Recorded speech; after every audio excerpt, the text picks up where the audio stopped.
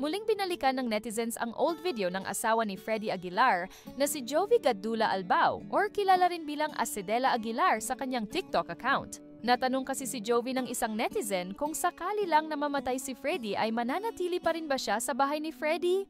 Hindi lingid sa kaalaman ng lahat na malaki ang agwat ng edad ni Jovi kay Freddy. Kaya naman hindi maiwasan ng ilan na mag-isip ng hindi maganda sa kanilang relasyon.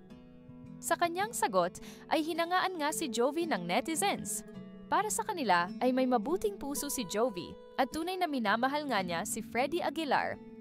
So ayan nga, tinatanong niya kung pag namatay daw ba ang aking asawa, dito pa rin ba ako titira sa aming bahay. Alam niyo, hindi naman natatapos ang aming pagiging mag-asawa kapag nawala ang isa sa amin. Bilang legal na asawa, meron akong karapatan na dito pa rin magstay sa bahay niya kahit wala na siya. Pero kung ang pananatili ko sa kanyang tahanan ay magdudulot ng kaguluhan, willing naman ako umalis.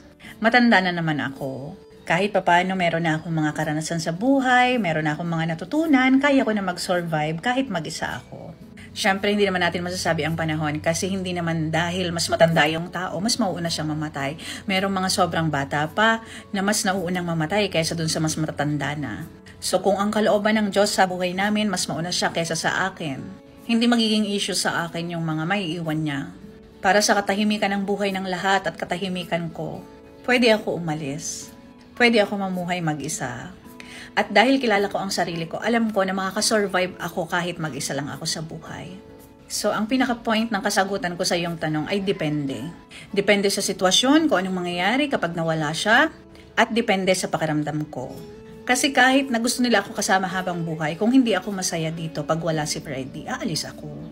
Hahanapin ko yung buhay ko kung saan ako masaya. At kung hindi sila masaya na nandito ako kapag nawala si Freddy, ayokong maging dahilan para maging miserable ang buhay ng isang tao.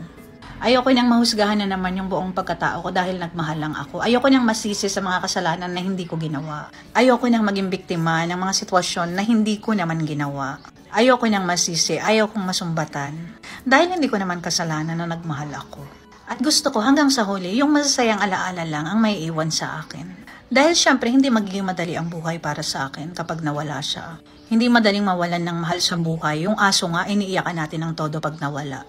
Yung tao pa kaya nakasama natin araw-araw.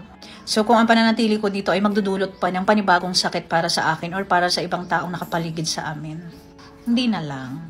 Deserve nating lahat na mabuhay ng masaya at tahimik. Lalo na kung naging mabuting tao naman tayo kahit papano. Samantala, nitong nagdaang araw ay nag-update si Jovi patungkol sa kanyang asawa. Sabi niya sa isang post habang binababtayan ng asawa sa ospital, "Stay strong, things will get better. It may be stormy now, but it can't rain forever." Napalapit na rin si Jovi sa pamilya at mga anak ni Freddy.